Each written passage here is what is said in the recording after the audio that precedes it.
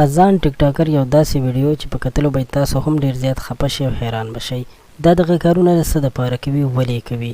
په دې ویډیو کې را سره وګورئ. یو داسې ویډیو هم راغلی ده چې که تاسو یې وګورئ نو ډیر زیات به ورته خفه هم شئ چې دا وړوکی هلک چا په داسې کارونو باندې راواړو. که تاسو ته معلومه وي نو د ده یو ورور دی چې د سره ګرځي او د ده پروموشن کوي، په ده باندې ویډیوګانې کوي. د ده هغه ورور چې دی هر وخت د سره وي او دا هغه هلکانو سره کینوي پاسوي چې هغه د ده نه ډیر زیات مشران دي، بلکې د ده د پلار په ځای دي، یعنې د ده د دغه مشر ورور نه هم مشران دي، صرف د دې دپاره چې د هغوی د ټیک ټاک اکاونټونه مخکې کړي او دوی ته پې پیسې ورکړي. نو پیسې او دا هر څه چې دي دا د الله تعالی له طرفه دي. که یو انسان له الله پاک ورکوي نو په هره طریقه باندې ورکولی شي، خو داسې نه ده چې یو سړی ورپسې دومره ځان محتاج کړي چې هر قسم غلط کارونو ته مخه وکړي. یو ویډیو مونږ وکتله چې ځان ټیک ټاکر یو هلک ته شونډې ورکوي. نو یقینا چې دغه ویډیو واقعا چې د کتلو نه ده، ډیره زیاته د افسوس خبره ده چې یو وړوکی ماشوم په کومه طریقه باندې د خپلو مشرانو د وجې بېلارې شو او بېلارې کېږي.